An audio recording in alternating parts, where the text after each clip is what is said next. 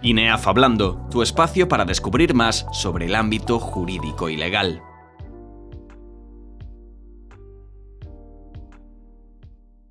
El interés por el compliance ya no solo está en las grandes corporaciones u organizaciones que deben conocer y manejar un entorno legislativo muy amplio y muy complejo. Hoy prácticamente todas las sociedades están interesadas en su aplicación. Y es que no debemos olvidar que desde la reforma del Código Penal del año 2010, todas las personas jurídicas tienen responsabilidad penal directa, independiente de la de sus administradores, directivos o de sus miembros. Es lógico que todas quieran evitar incurrir en posibles delitos, sanciones o situaciones que pueden repercutir de manera negativa, tanto en lo que es su reputación como en el propio negocio, pues puede incluso comprometer la viabilidad de la propia sociedad. Precisamente este es el objetivo de la figura que hoy vamos a comentar, el Compliance Officer.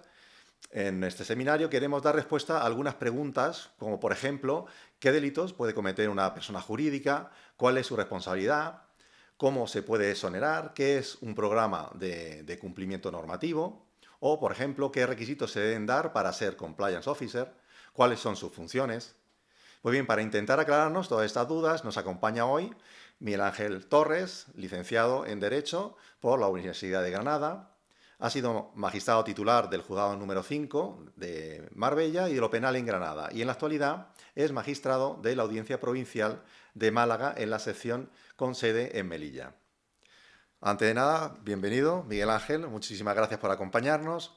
Y si te parece, nos gustaría que nos comentaras un poquito antes de empezar, pues dentro de tu trayectoria, la relación que tienes con el tema que queremos ver hoy del compliance. Bueno, gracias a vosotros por la oportunidad de estar aquí.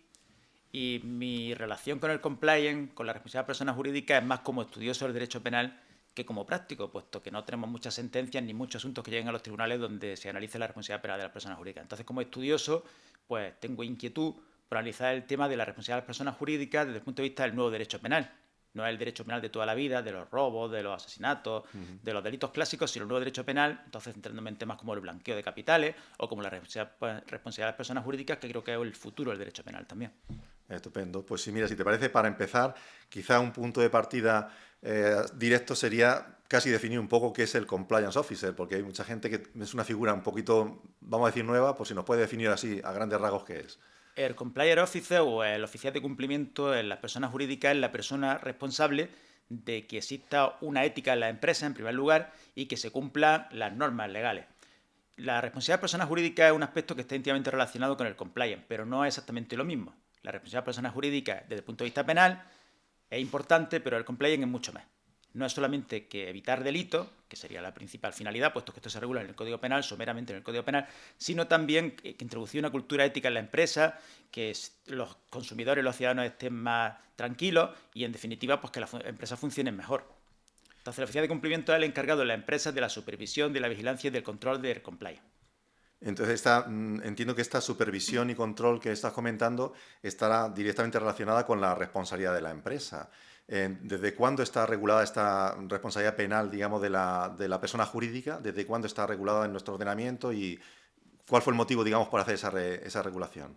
Bueno, la Unión Europea, como en tantas ocasiones, pues impone una serie de obligaciones y una de ellas es desarrollar la responsabilidad penal de las personas jurídicas, saltándose o superando la tradicional axioma del derecho penal de que las personas jurídicas no podían delinquir y, sin embargo, ya sí pueden cometer delitos o pueden tener responsabilidad penal, que es un aspecto muy importante con el que luego después, supongo que si tenemos tiempo, pues analizaremos.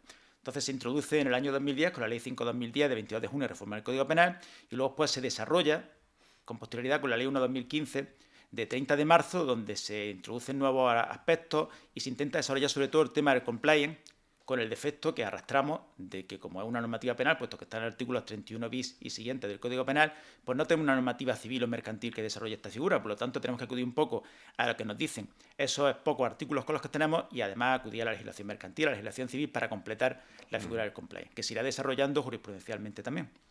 ¿Y qué importancia tiene dentro de la responsabilidad penal de las personas jurídicas? ¿Qué importancia tiene entonces el compliance?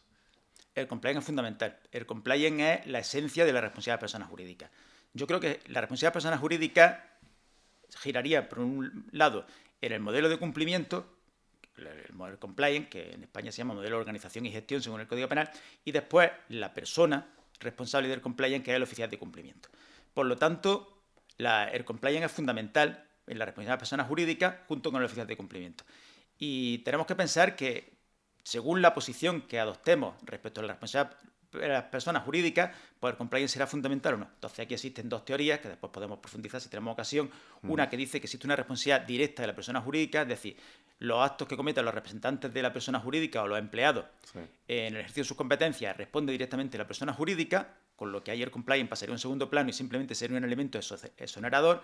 Si se han cumplido las normas del compliance, existe la oficial de cumplimiento y ha llevado a cabo sus funciones, pues se podría exonerar a la persona jurídica de su responsabilidad.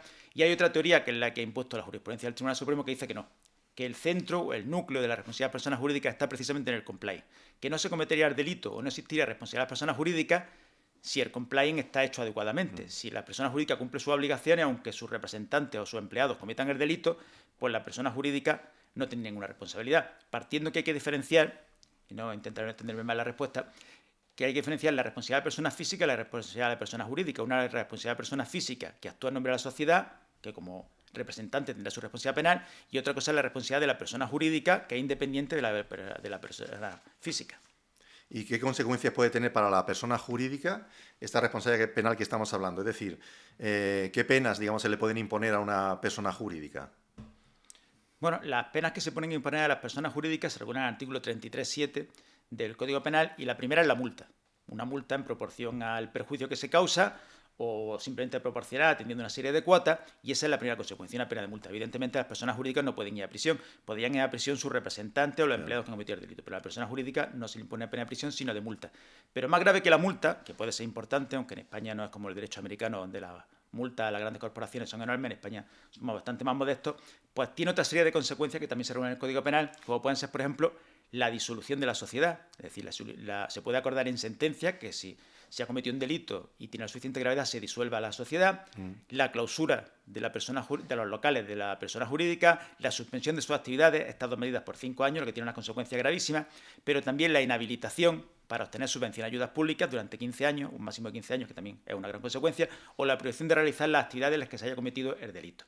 Y además, la posibilidad de que se acuerde la administración judicial de la empresa, lo que tiene una consecuencia catastrófica para la sociedad. Tanto la clausura como la suspensión como la administración judicial se pueden acordar durante la instrucción de la causa. Entonces pensemos que se imputa o se investiga, que sería la palabra correcta, a la persona jurídica, y que se puede acordar la clausura de su sede o de la suspensión de sus actividades. Eso causa un efecto pues bastante duro para la sociedad. Pero aparte de las penas, que son importantes, tenemos que pensar en las consecuencias civiles, el coste económico. Por ejemplo, si se comete un delito por una persona física que da lugar a la responsabilidad de persona jurídica, también tendrá que indemnizar. Es decir, la responsabilidad civil puede ser millonaria. Pensemos una persona que actúa en nombre de una persona jurídica, una persona física que actúa en nombre de una persona jurídica, que comete un delito, tiene que indemnizar a los perjudicados, una gran corporación que, por ejemplo, ha engañado a una serie de personas, lo ha estafado y hay que indemnizar, pues tendremos que asumir la carga. Pero incluso si se ha incumplido la norma del compliance, pero no hay responsabilidad de persona jurídica porque se le exonera de su responsabilidad, tendrá que indemnizar igualmente. La persona jurídica será responsable civil subsidiario, con lo que también tendrá la carga. Y no hay que olvidar otro aspecto más, que es las consecuencias reputacionales, que pueden ser peor. Pensemos una sociedad que es sancionada, que se le impone una multa, una sanción, incluso que es simplemente investigada en un procedimiento penal de cara a sus clientes, a los proveedores, a las personas que quieren contratar con ellos, queda marcada. Es decir, puede ser que aunque luego después sea exonerada y no se le imponga ninguna pena, pues de cara al mercado pues puede ser un desastre simplemente. La simple imputación, claro. Exactamente. Y la responsabilidad, cuando hablamos de la responsabilidad de la persona jurídica, ¿se puede decir que es independiente o partimos de la idea de que tiene que haber una condena de una persona física para condenar a una persona jurídica, o es independiente una de otra? Son responsabilidades absolutamente distintas. Evidentemente, primero hará falta que la persona física cometa un delito para que exista responsabilidad de la persona jurídica. Pero, como dice el artículo 31 ter del Código Penal, se podrá seguir el procedimiento contra la persona jurídica aunque no existe responsabilidad de persona física. Porque, por ejemplo, pensemos que muchas veces los consumidores o los ciudadanos nos tenemos que enfrentar a que hay una corporación que de alguna manera pues no ha defraudado y no ha conseguido estafar el dinero. ¿Quién ha sido responsable de ese delito? No podemos individualizar la persona física. Entonces puede ser que en un procedimiento penal no encontremos a la persona física, a la persona jurídica, solamente a la persona física porque el compliance haya hecho correctamente, la oficialidad de cumplimiento y los representantes de la sociedad han cumplido sus funciones y no tengamos responsabilidad penal de la persona jurídica. Pero puede ser que solamente tengamos la persona jurídica. El primero ya ha puesto el ejemplo, y lo voy a decir 31 ter del Código Penal, que es que no se pueda identificar a la persona física que cometió el delito, pero la corporación tendrá que responder. Y el segundo es que no se pueda dirigir el procedimiento contra esa persona física. ¿Por qué? Por ejemplo, pensemos que fallece. ¿Cuántas veces no tenemos una estafa millonaria, una estafa piramidal, por ejemplo, y la persona física fallece? O está en búsqueda y captura, se va a un tercer país y no lo encontramos. Nos quedamos sin proceso penal. Tendríamos que obligar a los consumidores a reclamar en la vía civil. Pues ahora se puede dirigir el procedimiento contra la persona jurídica y son dos situaciones que pueden darse conjuntamente o por separado. Incluso cada uno tendrá su propia responsabilidad. Y ya, vamos, suponiendo que efectivamente ya la persona jurídica entendemos que puede cometer delitos como una persona física, esos delitos que puede cometer, digamos, ¿son diferentes a una persona física o están de alguna manera limitados en el Código Penal, acotados y limitados, o son los mismos que puede cometer una persona física? Entendemos que no, ¿no? Bueno, obviamente hay muchos delitos que no pueden cometer las No personas pueden, jurídicas. claro. Pensamos, por ejemplo, los delitos de lesiones, los delitos contra la libertad sexual. Esos delitos no los podría cometer la persona jurídica. Tienen que ser delitos, en todos los casos, patrimoniales. Son delitos que existe un perjudicado o que existe algún tipo de actividad económica. Y se encuentran limitados, es decir, solamente existe un catálogo cerrado en el Código Penal de delitos que se pueden cometer. En determinados delitos, al final existe un artículo donde dice que este delito, si se comete por la persona jurídica, se le impondrán las penas correspondientes. El Tribunal Supremo ha establecido en una sentencia ya un poco antigua, hace 6 años, porque el derecho penal va muy rápido en muchas ocasiones, sobre la doctrina, la jurisprudencia, la 121-17 de 23 de febrero, que solamente se pueden cometer los delitos previstos en el Código. Y en este caso, es un procedimiento por un delito contra el derecho de los trabajadores que no está dentro del catálogo de los delitos que pueden cometer las personas jurídicas. Los delitos, pues son muchísimos, una lista muy larga, pero podemos mencionar, por ejemplo, los más importantes brevemente. Por ejemplo, el tráfico de seres humanos, la inmigración ilegal. Podemos encontrarnos también con los delitos patrimoniales evidentes, por ejemplo, la estafa, los delitos contra el mercado y los consumidores, los delitos de corrupción entre particulares, delitos contra la propiedad intelectual e industrial, y después, pues algunos delitos que también son muy destacados, el blanqueo de capitales, hay varias sentencias, delitos contra la hacienda pública. Pensemos no cuántas veces una sociedad defrauda la hacienda pública, ahora la persona jurídica también podría tener esa responsabilidad, incluso aparece alguno fuera del Código Penal, como el delito de contrabando. Es decir, hay un catálogo cerrado de delitos que pueden cometer las personas jurídicas y solamente esos se podrán imponer las penas correspondientes. Y según el Código Penal, ¿en qué supuesto existe responsabilidad penal de la persona jurídica? Bueno, debemos distinguir dos niveles de responsabilidad de persona jurídica que se establecen en el artículo 31 bis, que es el artículo central de la responsabilidad de personas jurídicas en su párrafo, y en el artículo 31.1 pues nos viene a decir cuándo existe el 31 bis 1, cuándo existe responsabilidad de persona jurídica. Debemos diferenciar dos posibilidades: la responsabilidad de los representantes legales de la sociedad, de los administradores de la sociedad, administradores de derecho.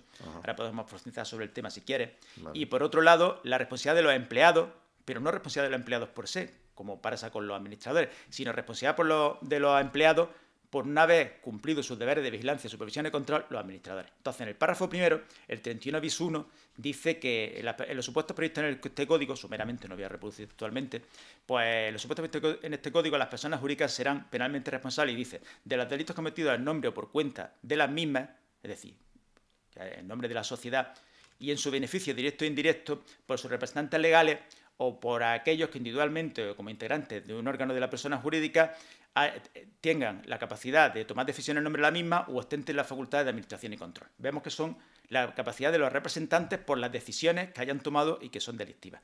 Y el segundo número, del 31 bis 1, pues dice son los delitos cometidos por los empleados, que yo, como digo, no es responsabilidad de ellos, sino responsabilidad de sus empleadores por no haber tenido la vigilancia, el control y la supervisión necesaria. Entonces se dice que son responsables, en este artículo 31 bis 1 o 2, de los, o bien, mejor dicho, de los delitos cometidos en el ejercicio de actividades sociales por quienes, estando sometidos a la autoridad de las personas mencionadas en el párrafo anterior, es decir, de los representantes legales en general, pues hayan podido cometer delito por no haberse ejercido por aquellos, es decir, por los representantes legales, sus facultades o sus obligaciones de supervisión, vigilancia y control.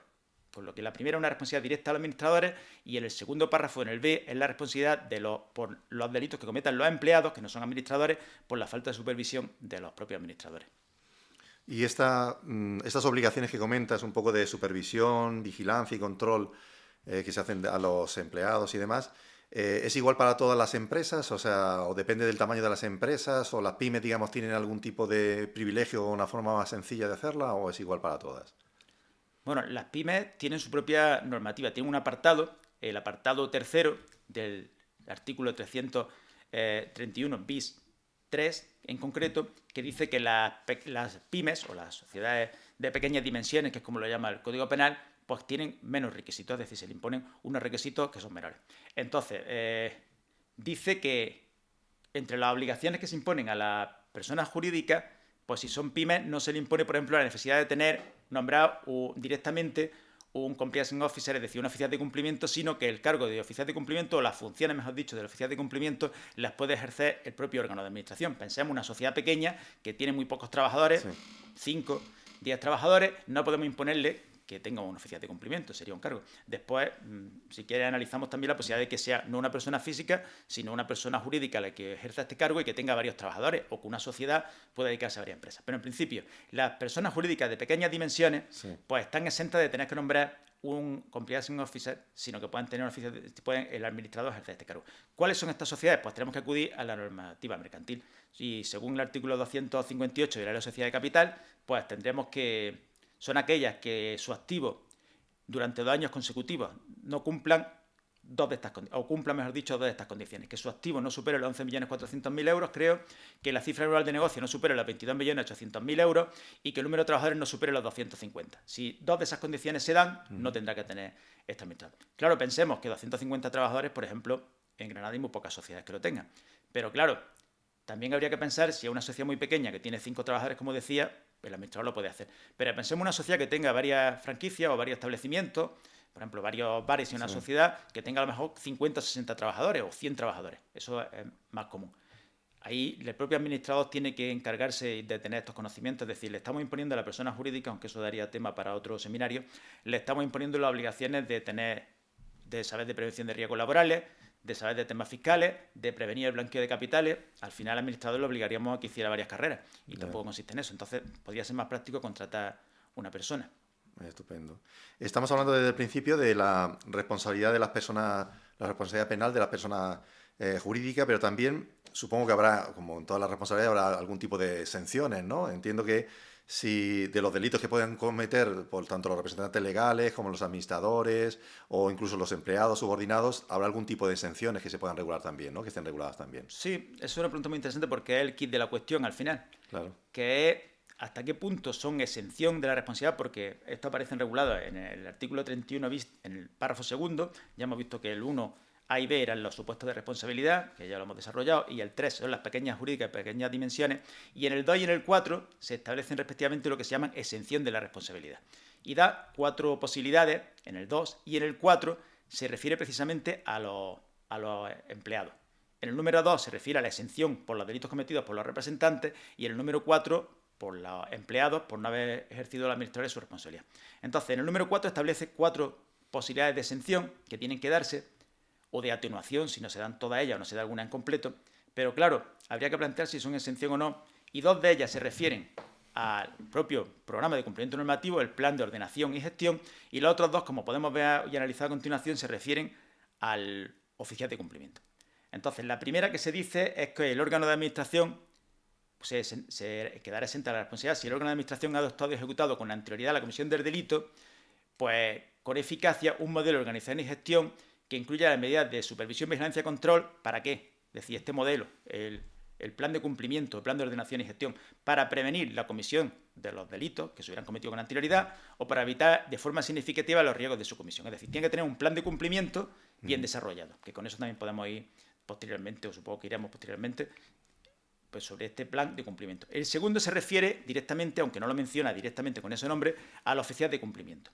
El número 2, que dice que la supervisión del funcionamiento y del cumplimiento del programa de ordenación y prevención se haya atribuido a una persona que con capacidad autónoma dentro de la misma o que tenga encomendada legalmente la obligación o la capacidad para controlar la eficacia del programa de prevención. Es decir, no solamente se hace el plan, que no puede ser un libro, no consiste en tener un libro, si alguna vez nos llaman desde un juzgado o nos llama alguna administración pública, no consiste en tener un libro muy gordo donde se prevea una serie de delitos, sino que es algo vivo también. Entonces, ¿a quién se le atribuye la gestión de ese programa de cumplimiento que debe de elaborar el oficial de cumplimiento en principio y aprobar los administradores? Pues se le atribuye al oficial de cumplimiento. Entonces, aquí tiene que tener la supervisión del programa de cumplimiento. La tercera posibilidad de exención que se contempla es que los autores individuales del delito hayan realizado o hayan cometido este delito pues de alguna manera eludiendo fraudulentamente los controles establecidos. Es decir, el libro gordo, por llamarlo así, el programa de cumplimiento, tiene una serie de normas o de obligaciones que se imponen, por ejemplo, se me ocurre, sobre la posibilidad de aceptar regalos por los empleados o de realizar empleados, ¿no? Y sin que nadie se entere, es decir, saltándose esos controles, elude los controles y comete el delito. Pues entonces también sería una causa de exoneración o de no cometer el delito, con la doctrina del Tribunal Supremo. Y lo último es que no se haya producido una omisión o un ejercicio insuficiente de sus facultades de función. Como vemos, de nuevo, volvemos esta cuarta causa de exención al oficial de cumplimiento, porque el oficial de cumplimiento es el que tiene que encargarse de que no se puede incumplir el mismo, es decir, que es una responsabilidad de controlar y de supervisar el cumplimiento del plan. Según esto se consideran causas de exención, pero según la jurisprudencia no son causas de exención, es decir, si la sociedad ha cumplido todo esto, no es que esté exenta de responsabilidad, es que no ha generado responsabilidad penal, aunque las personas físicas que actuaban en nombre de la misma, empresarios o los trabajadores, hayan cometido la infracción. Estupendo. Si te parece, has comentado que, digamos, dentro de los requisitos para poder ser la exención de la responsabilidad penal de la persona jurídica, uno de los requisitos era pues, que tuviera, digamos, antes de la comisión del delito, pues que tuviera un modelo de organización y gestión, o también se llama, ¿no?, un programa de cumplimiento. Sí. ¿Nos puedes comentar un poquito en qué consiste ese modelo, ese programa, en qué consiste? Sí. Bueno, ya hemos visto que en el número 2 se dice que hay que tener un modelo de organización y gestión.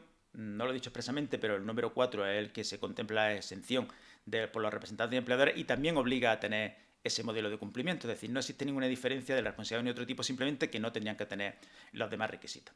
Pues ese modelo de organización y gestión es un documento que, en primer lugar, tenemos que atender al factor del cumplimiento. No consiste en evitar los delitos, que esto me parece una idea fundamental para entender el cumplimiento y la responsabilidad de personas jurídicas. Evitar los delitos está bien. Esto se regula en el Código Penal, no podemos ignorarlo.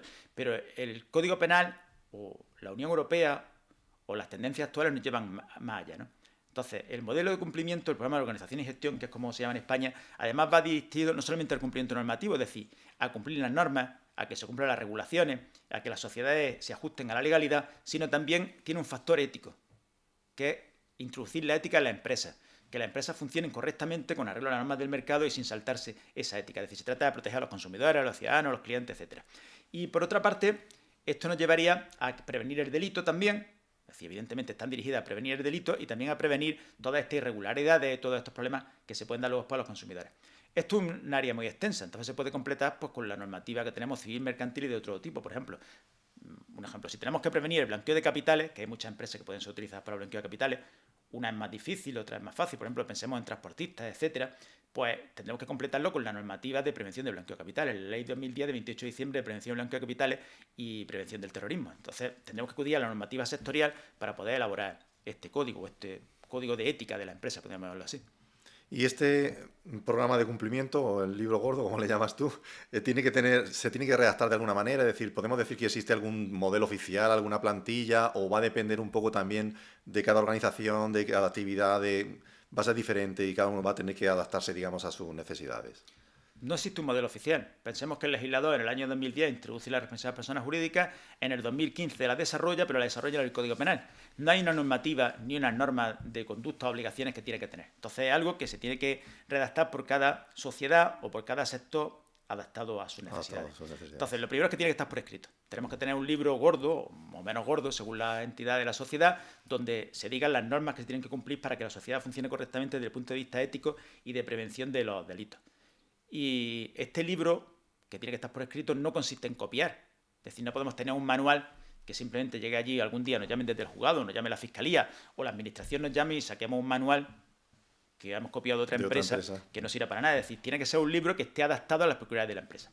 No es lo mismo el sector en el que funciona una empresa que la que funciona otra. No son lo mismo sus clientes. Unas empresas venderán, ojalá tengamos muchas que vendan al extranjero, otras simplemente tienen unos clientes locales, unas tienen una actividad, por ejemplo, de transporte que se presta a ciertos delitos, otros se dedican a actividades de consumo. Es decir, cada tiene que estar adaptado al sector en el que haya.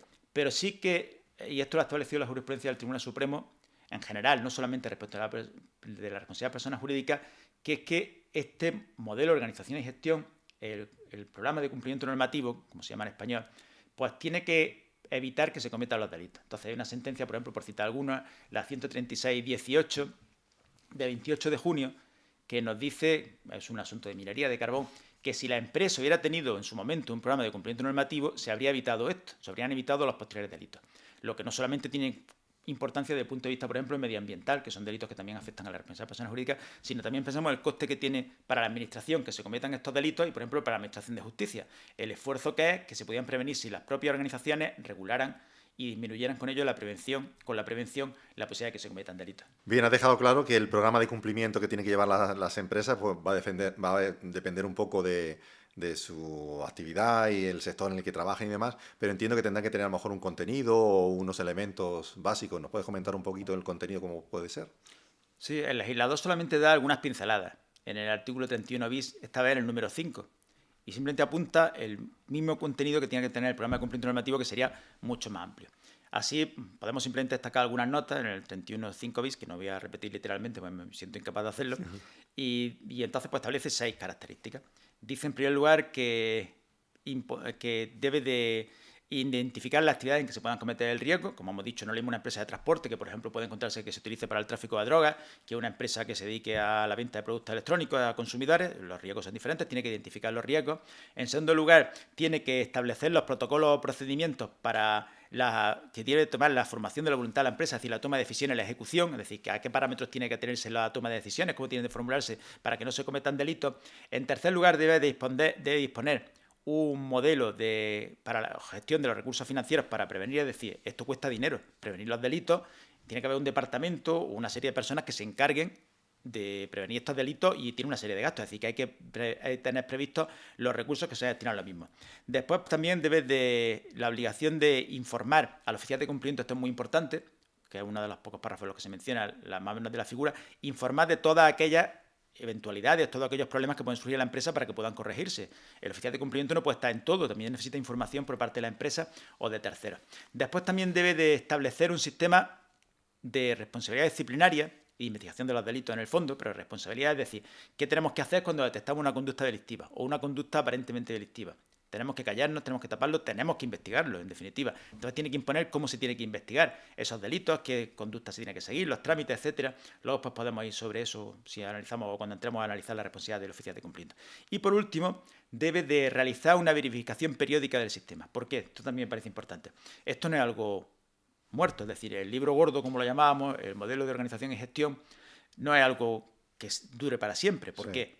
Porque puede cambiar la normativa, cambia el Código Penal, cambia la normativa mercantil, también cambian las empresas, cambian los administradores, se pueden fusionar, pueden tener nuevos ámbitos de negocio, se pueden dedicar a una cosa y luego pues esa actividad de la sociedad cambia y es más extensa. O pueden tener nuevos clientes, no es lo mismo vender, por ejemplo, en una provincia que, por ejemplo, empezar a importar los productos a China. Es decir, las perspectivas cambian completamente, por lo tanto, no algo muerto, sino algo que tiene que ir evolucionando con el tiempo.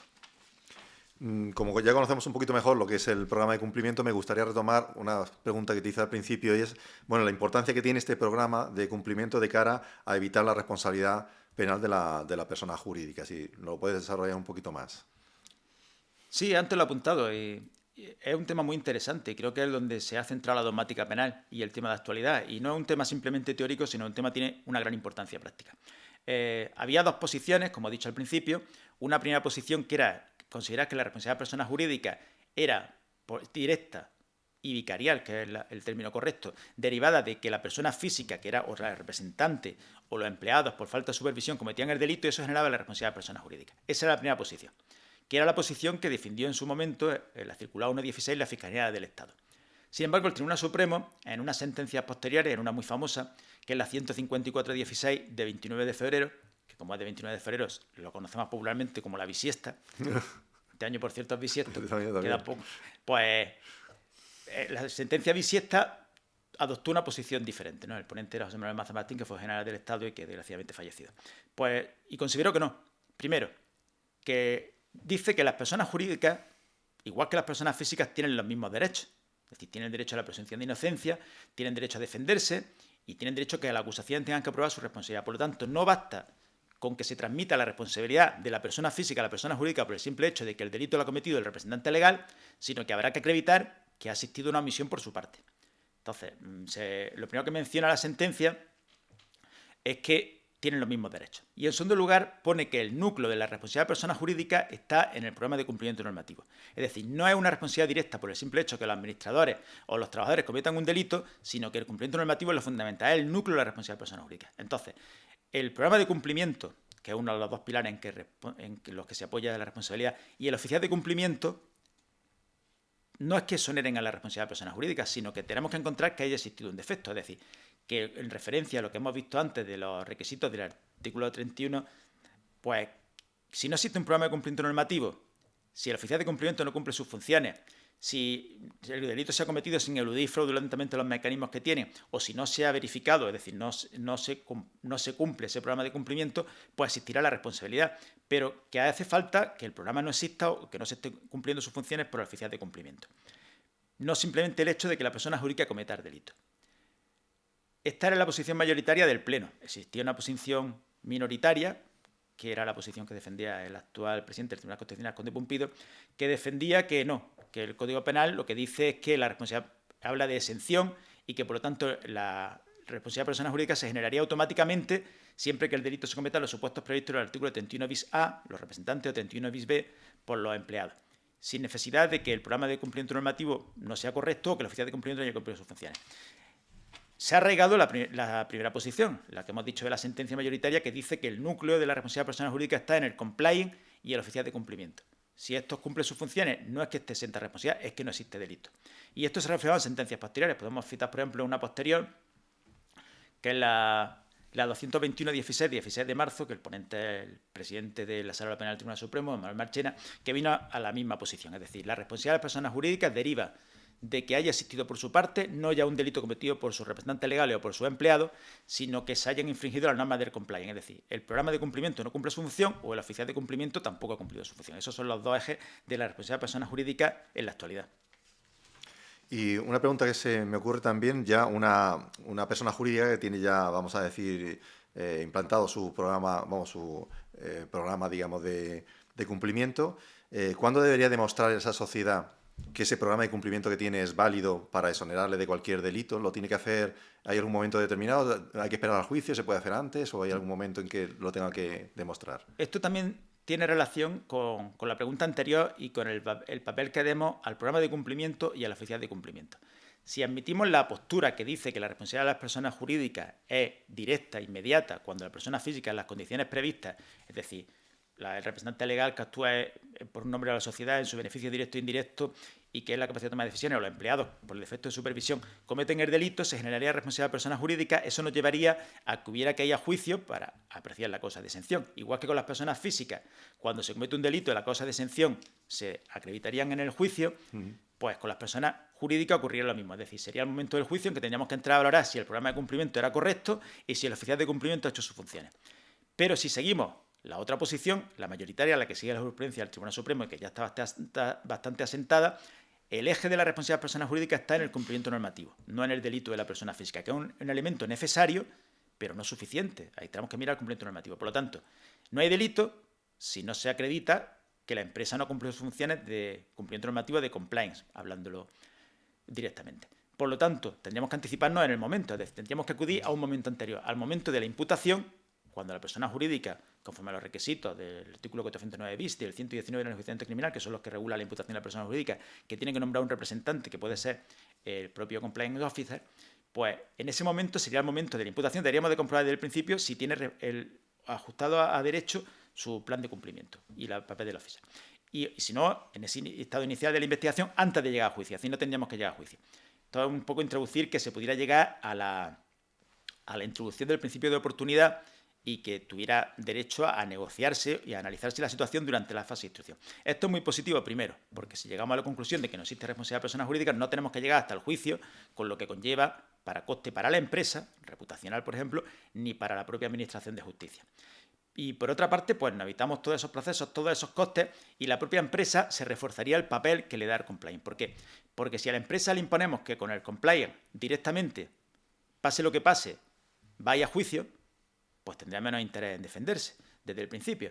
Pero si le decimos a la sociedad, si usted tiene un plan de cumplimiento, ordenación y gestión y tiene un oficial de cumplimiento que cumple sus funciones, usted no le van a imputar, no va a tener que ir a juicio y su prestigio reputacional no se va a ver afectado. Por lo tanto, le interesa desde el principio que exista estos mecanismos. Eso es lo que pasa En el derecho español somos muy poco dados a la mediación, a evitar los juicios, pero en el derecho americano es algo que nos llevan 20.000 años de adelanto en esta materia, pues están más acostumbrados. Entonces es normal que las corporaciones negocien con la administración, que se comprometan a mejorar sus sistemas. Por ejemplo, podemos citar una sentencia, la del caso Ericsson, que es famosa, la multinacional sueca que pagaba sobornos por distintos países, que también es un delito pagar sobornos a los representantes extranjeros.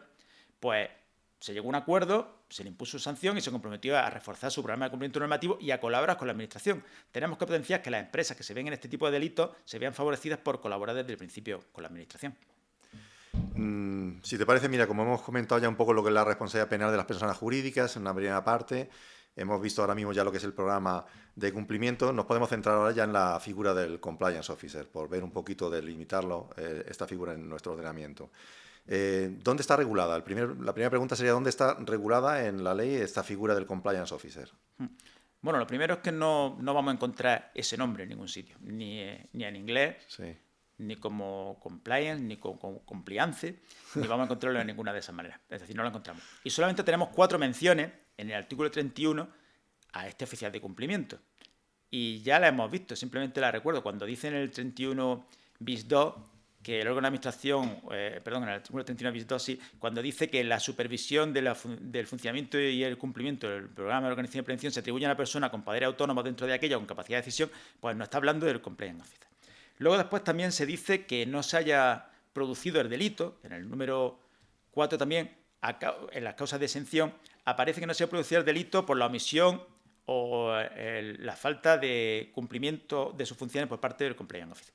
También en las personas jurídicas de pequeñas dimensiones se dice que las funciones del oficial de cumplimiento, aunque no lo menciona expresamente, se pueden asumir por el órgano de administración. Eso también lo tenemos en el artículo 31 bis 3.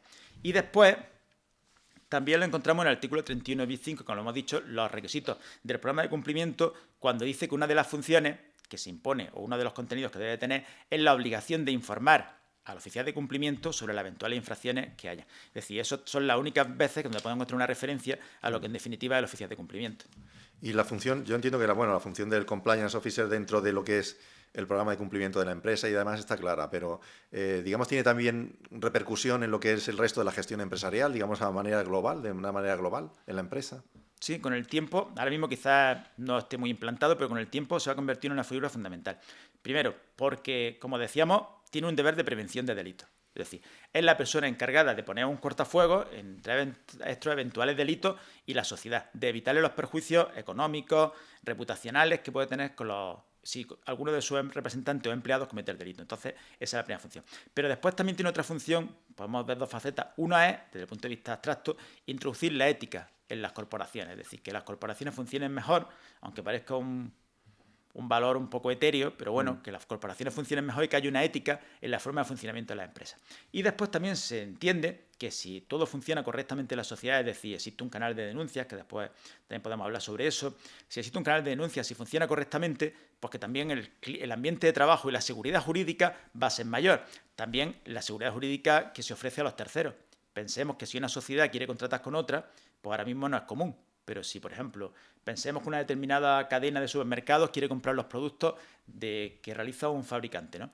Pues ahora mismo no, hasta qué punto yo no sé qué le van a seguir, pero con el tiempo acabará pidiendo que le enseñe su manual de cumplimiento porque no querrá verse afectada o manchada por los delitos o por los problemas que pueda tener otra sociedad. Con lo que con el tiempo, también de cara a contratar, se acabará exigiendo que la sociedad tenga un manual de cumplimiento, un manual de ordenación y gestión y una oficial de cumplimiento responsable. Y eso es lo que va a pasar dentro de muy poco tiempo.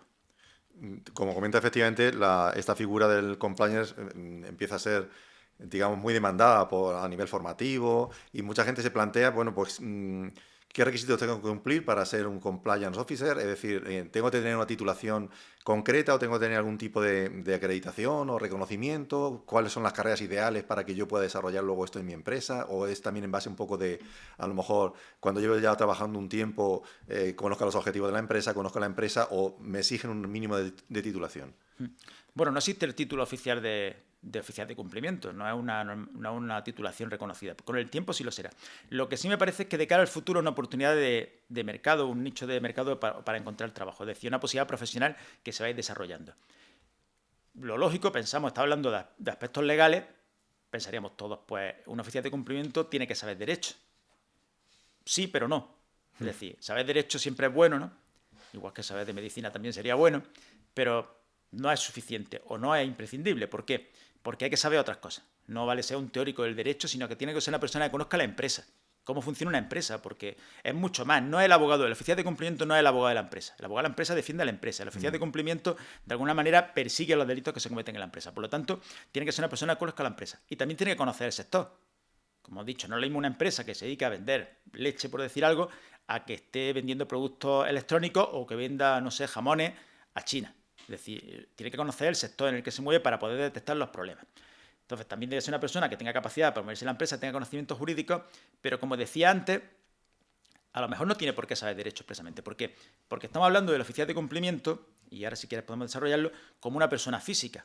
Pensemos en una sola persona. Si tenemos una empresa pequeña, por ejemplo, una empresa que tiene 40 trabajadores, pues puede que el oficial de cumplimiento sea una persona sola que tenga que saber derecho. Pero pensemos en una empresa más grande. A lo mejor requiere un departamento de compliance, donde trabajan muchas personas. Entonces, a lo mejor el oficial de cumplimiento sabe derecho o es experto en económica, pero dentro de ese departamento vamos a encontrar gente que tiene otra titulación. Unos tendrán derecho, otros tendrán económica, otros tendrán conocimiento informático, contabilidad, es decir, el departamento de compliance, que tiene que ser en el fondo en una empresa que tenga un número de trabajadores determinado, ¿no? Es decir, que no sean 5 trabajadores, pues tiene que tener diversas titulaciones. Entonces, todas esas profesiones, principalmente derecho económica, son los que tienen más posibilidades profesionales. Yo entiendo que no se puede llegar directamente a ser responsable de cumplimiento, es decir, esto es como un proceso en la vida, es un curso, ¿no? Curso honorum. Entonces, primero, pues, muchos se van a nutrir de gente que trabaja en la empresa, en otros departamentos, en contabilidad o en el departamento legal, y luego después llegar a oficial de cumplimiento. Pero me parece que es una salida profesional que con el tiempo puede ser interesante, incluso se puedan crear pues, empresas que se dediquen al compliance, donde pueden trabajar todas estas personas. Entonces, ¿qué importancia puede tener para la empresa? Entiendo dos hechos fundamentales. Por un lado, la elección del programa de cumplimiento, ¿no? Supongo que se podrá elegir entre diversas posibilidades, por decirlo así, y después también las personas que se van a encargar de ejecutarlo y de que se cumpla, ¿no? Entiendo que esos dos ámbitos son esenciales para la empresa que quiere implantar el modelo, ¿no? Sí. La empresa es algo crucial elegir un buen oficial de cumplimiento, porque primero te va a evitar los delitos con los problemas reputacionales y luego después también tiene que introducir esa cultura ética que es importante y que es lo que llevamos. Es decir, te evita problemas y entonces en eso habrá que invertir con el tiempo. Es una cosa que comentábamos antes, los costes económicos que se imponen a las empresas por toda esta necesidad. Prevención de riesgos laborales, prevención del blanqueo de capitales, auditoría, oficial de cumplimiento, son gastos a las empresas. Pero claro, también tengo que pensar que te evitan problemas. Claro. Es decir, te evitan costes reputacionales. Llegará un momento, no hoy ni mañana, pero sí a lo mejor pasado mañana, en que nadie va a contratar con una empresa que no tenga un programa de cumplimiento normativo y un oficial de cumplimiento responsable porque le puede perjudicar y va a ser algo que tenemos que tener. Entonces hay que elegir el modelo de oficial de cumplimiento o el modelo de cumplimiento en conjunto. Podemos pensar, por ejemplo, puede ser una persona física o un órgano colegiado. Puede ser una sola persona que ejerza esta función o un departamento. Si es una persona jurídica amplia, con muchos trabajadores, pues tendrá que tener varias personas en ese conjunto. Después tiene que tener los medios suficientes. No podemos tener un oficial de cumplimiento o un departamento de compliance, de cumplimiento normativo, que no tenga medios. Tiene que tener trabajadores, tiene que tener medios informáticos, etcétera. Es decir, que también es un coste para la empresa que tenemos de planificar, que es un coste que después nos puede ahorrar dinero. Después podemos pensar, ¿tiene que ser un departamento interno de la empresa o puede contratarse externamente? Tenemos que tener un departamento de compliance o puede haber empresas que se dediquen al departamento al compliance y nosotros les pagamos una cantidad de dinero y son los que nos hacen el problema. Yo creo que en las grandes empresas tendrán su propio departamento y en otras pues tendrán que contratar a una empresa. Y después, otra última posibilidad es si tiene que ser exclusiva o excluyente. Es decir, ¿el departamento de compliance solamente se dedica al compliance o puede dedicarse a otras funciones? Por ejemplo, asesoramiento legal. Pues a lo mejor hay empresas que por su forma de actuar en el mercado o por su composición, pues pueden tenerlo en el mismo departamento. Otros lo tendrán por separado. Y después, ¿resulta posible que una empresa de compliance externa preste este servicio a diversas empresas? Pues sí. Puede haber empresas que se dedican a prestar el servicio, no llevando el mismo manual, el mismo libro gordo, pero sí pudiendo desarrollar esa función. Igual que varios asesores fiscales pueden tener diversas empresas. Podemos tener problemas de secretos profesionales o de conflicto entre ellas, con lo que tendrán que saber de varios sectores. Pero podemos tener empresas que se dedican al compliance para terceras empresas, para varias, lo que se amplía la posibilidad de negocio y también abarata los costes, porque en muchas ocasiones pues, esa experiencia puede servir para varias. Entiendo también que a la hora de desarrollar sus funciones el compliance officer no va a trabajar en la empresa, por decirlo así, de una manera independiente, sino que tendrá que colaborar también con otras áreas, departamentos de la empresa, ¿no? ¿Cómo sería esa colaboración? Bueno, el compliance office, antes de entrar a la colaboración, tenemos que pensar que tiene que ser una persona hasta cierto punto independiente. ¿Por qué independiente? Porque tiene que controlar a los representantes de la sociedad. Es decir, se da la paradoja de que de las personas que los nombran, que son los dueños del capital o los que representan a los dueños del capital, tienen que nombrar una persona para que los controle. Es una forma de verlo. Otra posibilidad es que tienen que controlar a una persona para evitar que alguien pueda cometer delitos, es decir, en beneficio de la empresa. Pero tienen que ser independientes. Pero no son del todo independientes. ¿Por qué? Porque el Compliance Officer tiene que pedir o está sometido al órgano de administración, que es el que aprueba el programa de cumplimiento normativo, el modelo de ordenación y gestión. Por lo tanto, está sometido a esos administradores. Y tiene que estar en contacto con ellos, porque tiene que contarles las novedades que hay, los problemas que hay de cara a realizar esa verificación periódica del programa de cumplimiento normativo. Por lo tanto, está sometido al mismo, pero también tiene que ser independiente. Y en cuanto a las relaciones que tiene con otros ámbitos de la empresa, pues pensemos que en primer lugar tiene que estar en contacto con el departamento legal. Ya hemos dicho que la formación jurídica es fundamental. ¿Por qué? Porque el departamento legal tiene que asesorarle, porque no tiene por qué saber de todo el derecho, y además tiene que tener al tanto de las novedades que se puedan producir, las novedades legislativas, que en un mundo cada vez más globalizado, pues hay mucha normativa de la Unión Europea, mucho cambio de normas, tenemos una voracidad legislativa evidente y por lo tanto pues cada vez tenemos normativa. El departamento legal es importante. En segundo lugar, el departamento de personal. ¿Por qué? Porque el departamento de personal es el que contrata a los trabajadores. Entonces tendrá que saber qué parámetros tiene que seguir a la hora de contratar a los trabajadores y también ese deber de investigar por el oficial de cumplimiento los delitos que se cometan y de poder sancionarlos disciplinariamente. En tercer lugar, tiene que estar en contacto con los administradores de la sociedad, porque esos administradores de la sociedad son los que tienen que darle los medios necesarios, tienen que tenerlo al tanto para revisar el modelo y son los que de alguna manera los que tienen que aprobar el programa de cumplimiento y sus modificaciones. Después con el departamento de auditoría, no puede estar en todos los ámbitos de la sociedad, sino que tienen que ir dándole cuenta a todos los departamentos, departamento de auditoría en sentido amplio, todos los departamentos tienen que ir contándole las novedades que pueden producirse de cara a que él pueda adoptar las decisiones correspondientes. Y por último, tiene que ser una persona con una formación y tiene que estar en contacto con las nuevas tecnologías, no puede ser un alfabeto tecnológico, como prácticamente soy yo ya, sino que tiene que estar en contacto, ¿por qué? Por la inteligencia artificial, protección de datos, los nuevos procedimientos informáticos, por lo tanto una persona que debe estar actualizada, que tiene que tener un departamento que también le informe sobre todos esos aspectos. Por lo tanto no es una isla, sino que tiene que estar en contacto. Entonces, por concretar un poco, ¿nos podría decir un poco cuáles son las funciones o las responsabilidades del Compliance Officer, así a grandes rasgos? Bueno, pues podemos mencionar algunas, tampoco están enumeradas en ningún instrumento normativo, en ninguna ley, en ningún reglamento, pero podemos decir cuáles son sus principales obligaciones o responsabilidades o funciones, por llamarlas. Lo primero es que tiene que identificar los riesgos.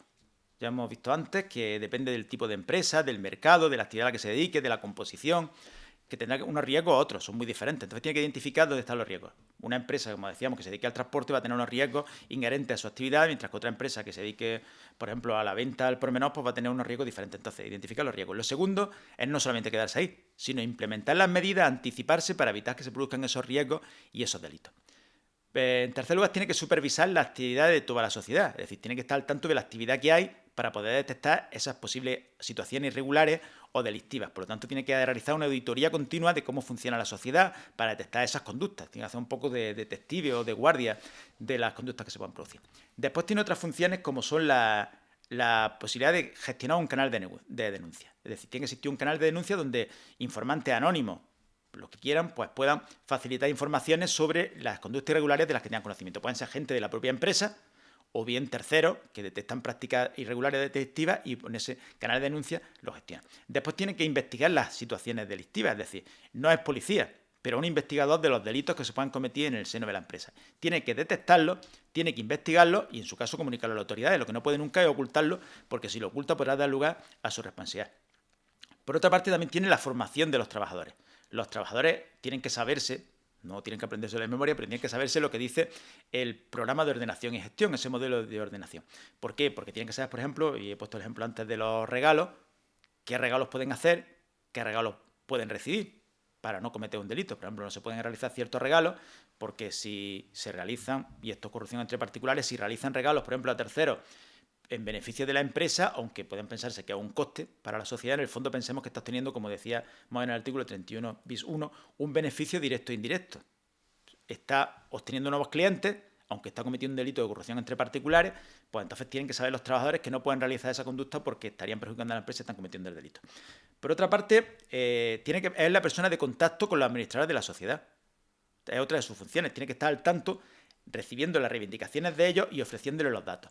También tiene otra función que puede ser importante, que es que como hemos mencionado, la persona jurídica para actuar en el proceso penal tiene que nombrar una persona que la represente. Puede ser un administrador, esto puede dar lugar a conflictos de intereses, pero se puede nombrar al oficial de cumplimiento. Es decir, la persona física que va a ir al juicio o va a ir al juzgado y va a poner la cara a la sociedad no tiene por qué ser el presidente del Consejo de Administración ni el consejero delegado, CEO, sino que puede ser el propio oficial de cumplimiento. Para determinados productos, además, pues tiene que, o determinadas decisiones que tengan especial trascendencia en la empresa, también tiene que estar al tanto y tiene que tomar su decisión. Es decir, de alguna manera tendría que aprobarla o, mejor dicho, supervisarla. Y por último, tiene que revisar el modelo de cumplimiento normativo. No es, como también hemos planteado, no es algo muerto, sino algo que debe ir actualizándose con el tiempo. Y esas yo creo que son las principales funciones, por decirlas. Voy a destacar, si te parece, tres, por si me las puedes comentar un poquito más despacio. Una has dicho que serían, una de las funciones o de las responsabilidades sería una investigación interna dentro de la empresa. ¿En qué consiste esta investigación interna? ¿Cómo se hace? Si nos puedes comentar un poquito. Bueno, no consiste en que el oficial de cumplimiento se convierta en policía. Pues para eso están las autoridades, ¿no? Pero sí que podemos hablar de alguna manera de un policía, jocosamente, de un policía de empresa o un policía mercantil, porque su función es intentar detectar las conductas irregulares, prevenirlas, y si vemos que se han producido, pues tiene que investigarlas. Entonces, es una de sus obligaciones, y si no las investiga, sí podría incurrir en responsabilidad penal, que luego después supongo que iremos sobre esa materia. Entonces, tiene una serie de obligaciones de investigar. ¿Cómo debe realizar esta investigación? Pues primero, debemos de partir de un parámetro. La obligación de investigar no es discutible, es decir, tiene la obligación de investigar siempre. No puede decir, no voy a investigar, sino que si no investiga podría incurrir en responsabilidad. Luego después también tiene que plantearse qué va a ocurrir en el futuro con esa investigación, porque puede interferir con la investigación policial o con la investigación judicial. Al final si la investigación va adelante, tendrá que dar cuenta a la policía o a los juzgados, porque si no lo hace también podría incurrir en responsabilidad penal. En sus investigaciones tiene que tener en cuenta varios factores. Los derechos de los trabajadores, evidentemente, tiene que tener una serie de conocimientos sobre eso, la protección de datos, también, la protección de los secretos empresariales, que no se pueden soslayar tampoco. Tiene también que tener en cuenta la transparencia necesaria de la investigación, no puede ser algo secreto, sino que tiene que investigar públicamente, está obligado a hacerlo. Y después, el modelo de organización y gestión, el programa de cumplimiento normativo, tiene que tener en cuenta quién va a realizar esa investigación, que puede ser él, o puede ser alguien del departamento de compliance o alguien de la empresa, y también los medios o el expediente, cómo se va a realizar. Esto no es un expediente disciplinario en sí, no se va a llevar a un despido disciplinario del trabajador, sino que es una investigación diferente, que al final puede acabar con el despido del trabajador o con el cese del representante legal, sino que es una investigación cuasi policial que está obligada el compliance officer de investigar los delitos y en su caso comunicarlo a la autoridad, porque si no lo hace podría incurrir en responsabilidad. Y has comentado también, dentro de lo que es la investigación interna y dentro de lo que es el programa de cumplimiento, un canal interno de denuncias llamado, ¿verdad? Y hay una figura que me ha llamado un poco la atención, que es, bueno, se le llama el informante, digamos de la manera correcta, pero también el soplón o el chivato, de una manera un poco más peyorativa, sí. O el whistleblower, ¿no? En inglés. Si nos puedes comentar un poco esta figura, en qué consiste o... Sí, el whistleblower es una figura clásica en los países anglosajones, que en España no existía, o no es, porque en España no somos muy a delatar a los demás. Sí, efectivamente. Está muy mal visto. Incluso el Código Penal prevé en muy pocos artículos, apenas 3 o 4 conceptos, la posibilidad de que alguien se favorezca por delatar a los demás, ¿no? Es decir, en España somos muy de no delatar a los demás, sino de alguna manera callarnos. Entonces, en el derecho inglés, en el derecho anglosajón, está mucho más desarrollado. Entonces, el whistleblower, que se puede traducir por el soplador del silbato, o en España pues lo llamaríamos el que toca la campana y avisa, pues eso lo podemos llamar de forma peyorativa el soplón, el chivato, pero bueno, me parece más adecuado llamarlo el informante. De la sociedad, ¿no? Entonces, ¿quiénes son los informantes? Pues el informante puede ser una persona de la propia sociedad o un tercero. Tenemos que tener unos canales de denuncia para que lleguen a la oficina de cumplimiento y tenga conocimiento de las mismas. Podemos pensar, por ejemplo, que pueden ser informaciones que se realicen altruistamente, es decir, yo trabajo para la empresa o soy una persona que se relaciona con la empresa y quiero colaborar para denunciar esa conducta irregular, o puede que sea un anónimo revanchista por el interés de perjudicar a otra persona. Pero todas deberán de investigarse. Por otra parte, no solamente tiene que denunciar, no se tiene que utilizar este canal de denuncia del informante o del denunciante solamente para denunciar delitos, sino también para realizar una serie de comentarios sobre conductas irregulares que a lo mejor no son delictivas, pero que sí están produciendo en la empresa, que atacan a la ética, al buen funcionamiento de los mercados. Es decir, también se pueden denunciar esos mecanismos. Y no tenemos que verlo como algo peyorativo en absoluto esta persona, el informante, que pueda aportar muchos datos y prevenir la comisión de delitos y los procesos penales, sino que incluso tenemos que verlo como un defensor del empleado. Es decir, los empleados que tienen problemas porque ven que hay prácticas irregulares en la empresa de sus jefes, por ejemplo, que tienen conocimiento de que sus representantes legales están cometiendo ciertos delitos o conductas irregulares, ¿a quién van? No pueden ir al administrador de la empresa, no pueden ir a los representantes, no pueden ir a su jefe. Pues siempre tenemos, por medio de estos mecanismos de confidencialidad, el oficial de cumplimiento, que como hemos visto, trabaja para la empresa, pero no es el representante legal de la empresa, sino que tiene la función de controlar a todo el mundo y de evitar los delitos, pues esa es la persona a la que tienen que darle la posibilidad de conocer esas infracciones. Por eso están estos canales de denuncia.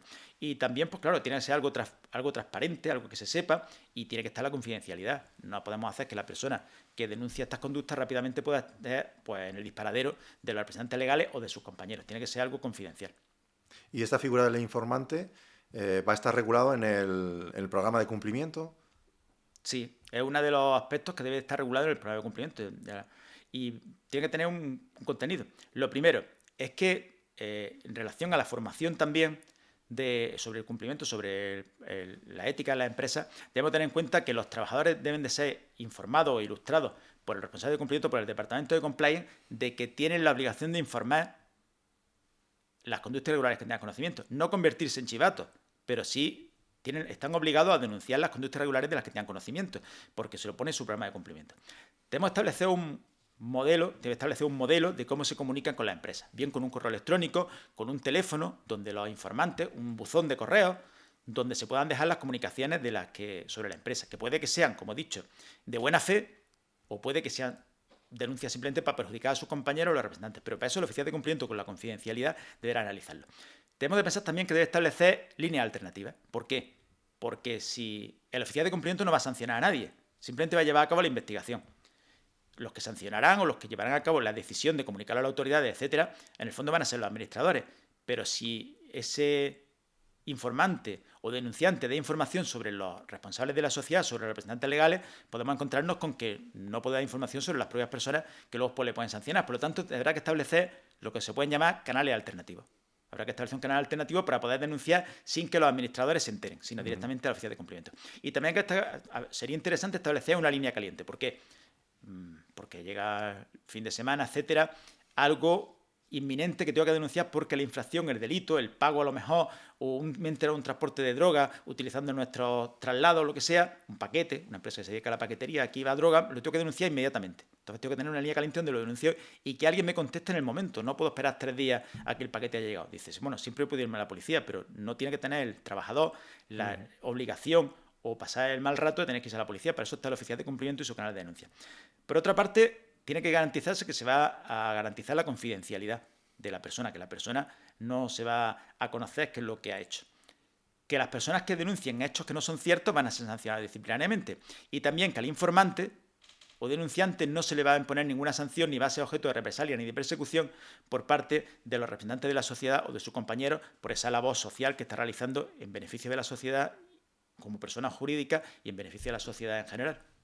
Como comentas, la figura esta del informante, por lo menos aquí en nuestro país, y por lo que acaba de terminar diciendo, es una figura un poco mal vista, por decirlo así, dentro de la empresa y demás. Entonces, ¿existe algún tipo de legislación o de ley que lo pueda proteger, por decirlo así, para que tenga cierta libertad y no tema las represalias que pueda tener? Sí, existe una directiva del año 2019 de la Unión Europea, de 23 de octubre, y después se ha hecho una ley de protección que se llama la Ley 2-2023 de 20 de febrero, me parece que se llama Reguladora de la Protección de las Personas que informan sobre las infracciones normativas y lucha contra la corrupción. Tiene un nombre bastante curioso la ley, y que desarrolla un montón de aspectos sobre la protección del informante o del whistleblower. Y primero, establece qué personas tienen que estar sometidas a esta regulación, quién tiene que ser informantes, cómo se les protege, una ley bastante amplia, que España ha tardado mucho tiempo en transponer, porque esto venía de una directiva comunitaria y ha tardado mucho tiempo. De alguna manera se ha resistido la autoridad española a transponer la directiva, pero ya en el año 2023 pues tenemos esta norma, ya va a hacer casi un año. Y lo que establece también es qué personas tienen que establecer este canal de denuncia. Por ejemplo, las personas jurídicas privadas son aquellas que tengan más de 50 trabajadores.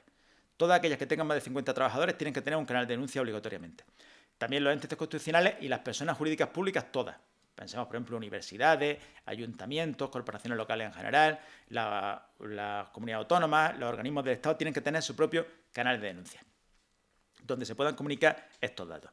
Y simplemente por no extenderme más, creo que lo más interesante son la protección que se hace del informante.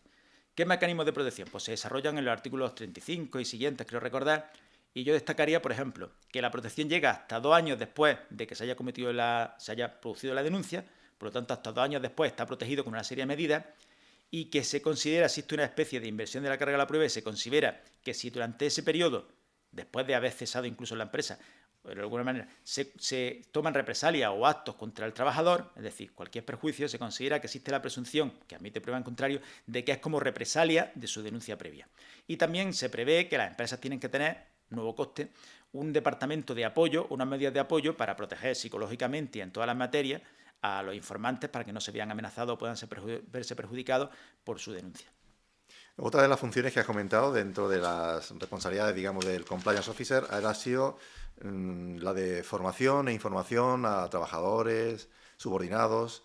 ¿En qué consiste esta formación o cómo la debe realizar? Sí, para que los trabajadores de la empresa y también los representantes legales no incurran en actos que están prohibidos por el plan de cumplimiento y no cometan delitos o conductas irregulares, pues primero tienen que formarlos sobre eso. Es decir, tienen que conocer, vuelvo al tema de los regalos, tienen que conocer lo que pueden hacer o no, hay que formarlos. Y esta formación tiene un momento inicial, es decir, que el trabajador está en la empresa, se produce un cambio, tendríamos que comunicárselo, es decir, en ese momento inicial. En segundo lugar, también tiene que crear un clima, es decir, hay que intentar mentalizar a los trabajadores y a los representantes legales que las cosas hay que hacerlas de forma ética en la empresa, es decir, no saltarse la regulación, no saltarse los mecanismos legales, actuar de una forma correcta. Esto es más bien un deseo que una realidad, pero bueno, también hay que intentar introducir la ética en las empresas y que se vea que ciertos comportamientos que no son delictivos son irregulares. Y después también habrá que realizar una formación periódica. ¿Por qué? Porque cambia la empresa, cambia el mercado, cambia la normativa, cambia el ámbito de negocio, por lo tanto habrá que realizar una formación posterior. Lo que sí es recomendable es que esta formación se grabe o quede por lo menos una constancia de que se ha ofrecido. Es decir, no vale con decir he realizado un seminario, que esto es otra vía de negocio también, sobre el compliance y se lo da a mis trabajadores, sino que tiene que quedar constancia de que se le ha facilitado el documento. Yo creo un poco como igual que la normativa laboral, cuando se facilita la formación en prevención de riesgos laborales, pues también se tiene que facilitar a los trabajadores pues que esa formación que conste por escrito que se le ha facilitado. Y la tercera función que quería repasar un poco era la de verificar el modelo del compliance. Cuando hablamos del modelo, nos referimos a, de alguna manera, estudiarlo, o vamos, examinarlo, que se cumple periódicamente y verificar que se cumple periódicamente. ¿Eso se hace? ¿Hay algún criterio anual o...? Sí, una de las obligaciones, como hemos visto antes, que aparece en el artículo 31.5, es la de controlar o verificar cómo va evolucionando el compliance. Las modificaciones, y esto aparece ya en la circular de la Fiscalía General del Estado, la 1.16, que fue previa a las sentencias que hemos comentado, pues se distinguían entre una verificación, como aparece, verificación ordinaria y verificación extraordinaria. La ordinaria es cuando cada cierto tiempo hay que verificar el modelo, hay que comprobar si se ha implantado correctamente, los defectos que tiene, es decir, hay que hacer una especie de auditoría, por llamarlo así, periódica sobre cómo funciona el compliance en la sociedad. Es una verificación ordinaria, pero también tenemos una verificación ordinaria que tiene que adaptarse a aspectos legales y a la evolución. Por ejemplo, si cambia la normativa, pues tendríamos que realizar una verificación. Si ha cambiado la normativa, tenemos que ver cómo tiene que evolucionar el compliance, si nos sirve o si tenemos que cambiarlo. Hay que cambiarlo, el compliance lo comunica al Consejo de Administración, el Consejo de Administración tomará las decisiones o los administradores tomarán las decisiones. Pero también puede ser que cambie la sociedad. ¿Por qué? Ha llegado un nuevo grupo de control de la sociedad, hay un capital diferente, ha cambiado el ámbito de la sociedad, una sociedad muy pequeña, se ha expandido, tiene mucha más capacidad, muchos más productos, vende mucho más, o incluso simplemente ha cambiado su actividad. Antes se dedicaba a realizar, por ejemplo, botellas de plástico y ahora ha cambiado completamente su ámbito y realiza ventanas. Son ámbitos completamente diferentes que tendremos que tener en cuenta. Estupendo. Si te parece, ya para ir terminando un poco la exposición que estamos haciendo, nos podemos centrar un poco ya en lo que es la responsabilidad del compliance.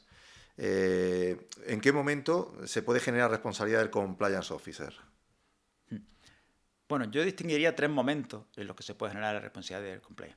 Uno es en el momento del diseño del modelo, cuando diseña el modelo de cumplimiento. Es decir, es imposible que el modelo de cumplimiento pueda prever todas las conductas irregulares o delictivas, pero sí que hay que designar un diseño adecuado.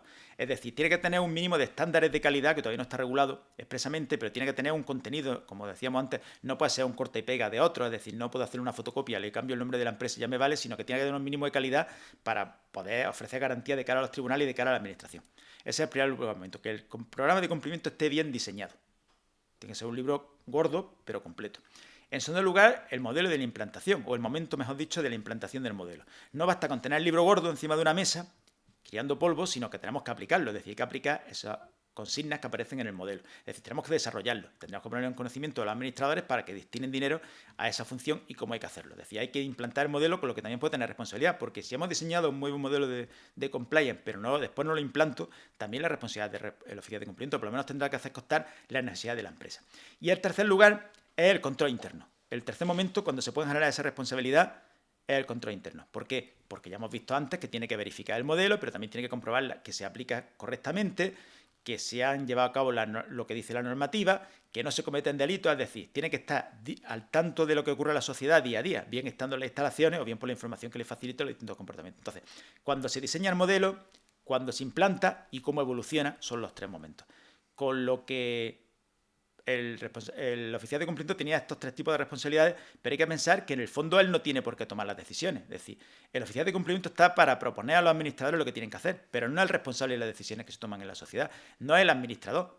Él detectará las necesidades que hay a la hora de implantar el modelo o de vigilar el modelo, pero las responsabilidades en definitiva no son suyas, sino que es el administrador el que tiene que tomar las decisiones. Él tiene que avisar, en este caso también es el que toca la campana de cara a los administradores, pero no tiene la responsabilidad de evitar los delitos ni de tomar las decisiones, porque no es administrador de la sociedad. ¿Y en qué supuesto se puede generar responsabilidad civil del compliance officer frente a la persona jurídica? En el fondo, el oficial de cumplimiento es un trabajador de la empresa. Puede ser una persona física, el responsable del departamento de compliance, pero una persona que trabaja para la empresa. Si podemos encontrarnos que si, antes ya lo decíamos, si puede ser externo o interno, si es externo, podemos pensar que puede ser otra empresa. Entonces estará unida a la empresa principal, a la empresa que le ha contratado, por medio de un contrato de prestación de servicios. Una empresa que se dedica a tal actividad, contrata a una empresa de compliance para que le diseñe, le implante y le vigile el sistema de compliance. Por lo tanto, la relación es mercantil. Si no cumple bien sus funciones, es decir, si el programa que ha diseñado no vale para nada o no cumple sus funciones, es decir, no está al tanto del modelo y que se cumpla, pues habrá una responsabilidad civil. Aparte que podrá rescindir el contrato, le podrá reclamar los daños y perjuicios porque yo te he contratado a ti para que me lleve el compliance, pero no me lo has hecho correctamente. Entonces te podrá reclamar la indemnización correspondiente por el costo que me ha supuesto que no hayas cumplido tu trabajo. Pero también puede ser un departamento interno y lo normal es que tenga un contrato laboral. Es un trabajador más, igual que están los trabajadores que tienen otro tipo de funciones, pues está el responsable de compliance o que trabaja en el departamento de compliance. Si no realiza su función, pues estaría sometido a las consecuencias disciplinarias del Estatuto de los Trabajadores. Y lo importante es que en un otro caso tendrá responsabilidad, pero claro, si actúa negligentemente en el cumplimiento de sus funciones o no ha cumplido sus funciones de forma dolosa, pues generará una responsabilidad civil de cara a la empresa. Es decir, que no solamente podrá ser despedido o se rescindirá el contrato, sino que la empresa tiene derecho a reclamarle por no haber cumplido adecuadamente sus funciones desde el punto de vista civil o laboral. ¿Y puede llegar incluso a tener responsabilidad penal? Sí, en varios supuestos puede tener responsabilidad penal. Así podríamos pensar, hay que pensar que en todo caso lo que se exige es que para que exista responsabilidad penal, que el oficial de cumplimiento primero tenga la responsabilidad, porque ya sabemos que tiene varias responsabilidades que hemos visto, y en segundo que actúe de una forma dolosa. Por ejemplo, si el delito se ha cometido por el representante legal o por los trabajadores eludiendo fraudulentamente, como hemos visto antes que decía el artículo, esos controles que ha puesto el oficial de cumplimiento, que no puede prever todas las conductas ni controlar todo, igual que ni la policía ni los jueces pueden evitar que se cometan delitos y no son responsables de que se cometan. Es decir, si el sistema estaba bien diseñado, bien implantado, se ha vigilado y pese a eso se cometen los delitos, porque eso es algo inevitable, el oficial de cumplimiento no tendrá ninguna responsabilidad. La segunda posibilidad es que el responsable de cumplimiento, el oficial de cumplimiento, no dé la talla, no esté a la altura y no cumpla sus funciones, o sea directamente un auténtico inútil. Entonces tampoco tendremos responsabilidad penal, simplemente una persona incapaz de cumplir su función, como pasa en tantos ámbitos de la vida. Tampoco tendrá responsabilidad penal. Pero pensemos otras posibilidades. Por ejemplo, si el oficial de cumplimiento participa, conoce esos delitos que se están cometiendo en la empresa y colabora con los mismos, que puede pasar, es decir, hay una defraudación tributaria, no se están pagando los impuestos correctos, el oficial de cumplimiento lo sabe y no hace nada por evitarlo. Ahí sí que se encuentra en una posición de garante, porque él tiene que evitar los delitos. Es decir, tiene el delito, tendría que evitarlo y no lo evita. no lo denuncia tampoco o no lo investiga. Por lo tanto, tendría una responsabilidad. Porque se puede generar responsabilidad del oficial de cumplimiento si no investiga los delitos o si no quiere saber nada de los mismos, no lo denuncia a las autoridades, entonces ahí también podría generarse su responsabilidad penal. Es decir, no existe responsabilidad penal cuando el modelo está bien, pero ya se comete un delito es inevitable, cuando simplemente no cumple sus funciones por negligencia, pero sí cuando no cumple sus funciones por dolo, es decir, no quiere investigar los delitos, no es consciente de los mismos, o incluso puede pasar también el supuesto de que el oficial de cumplimiento directamente lo que quiera es tapar el asunto. Tengo conocimiento de que, por ejemplo, se están pagando a responsables de empresas extranjeras el cohecho entre particulares o los pagos entre particulares, la corrupción entre particulares, otro tema apasionante. Se están produciendo una serie de pagos y lo tapo porque le interesa a la empresa. Sé que se está defraudando a la hacienda pública, no se están pagando los impuestos y lo tapo porque me interesa.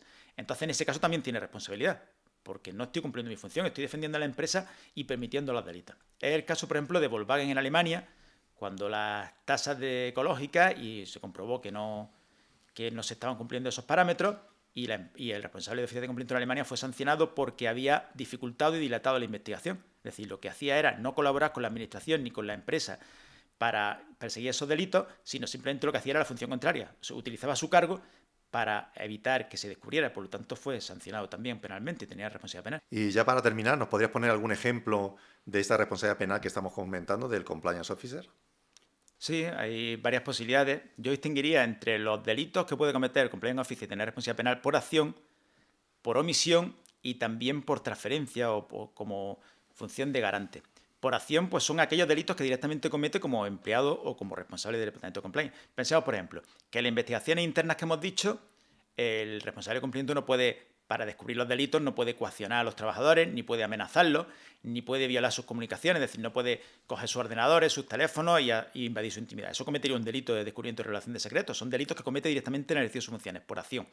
Pensemos también que puede cometer otro tipo de conductas, por ejemplo, tiene un dinero, hemos dicho que tiene unos recursos económicos que la empresa tiene que destinar. Puede ser que haya un responsable de cumplimiento que en lugar de evitar los delitos, los cometa él mismo. Se queda con el dinero, se concierta con terceros, estafa a la sociedad, con facturas falsas y al final se queda el dinero. Son delitos que comete por acción. Directamente se vale de su cargo para cometer los delitos. Lo segundo es lo que comentábamos antes yo lo llamaría delitos por omisión, porque no cumple sus funciones y permite que se cometan los delitos. Por ejemplo, no quiere investigar, no quiere denunciar a la administración. Y en tercer lugar, lo que hace es dificultar la investigación. En lugar de colaborar con la administración descubriendo los delitos del primero, cuando se descubren por la policía o por una denuncia o por los juzgados, por la fiscalía, pues lo que hace es todo lo contrario, intenta tapar el asunto. Ahí sería cooperador necesario del delito o porque participaría en el mismo, es decir, no está cumpliendo su función, sino que está colaborando en que el delito se consuma o se oculta. Y en tercer lugar, una por transferencia que me parece que es muy peligroso, que es cuando... Antes he dicho que el responsable de cumplimiento tiene una función que es de alertar, de diseñar el sistema y después son los administradores los que tienen que tomar la decisión. Pero puede existir el caso en que la empresa diga todo lo contrario. Todo.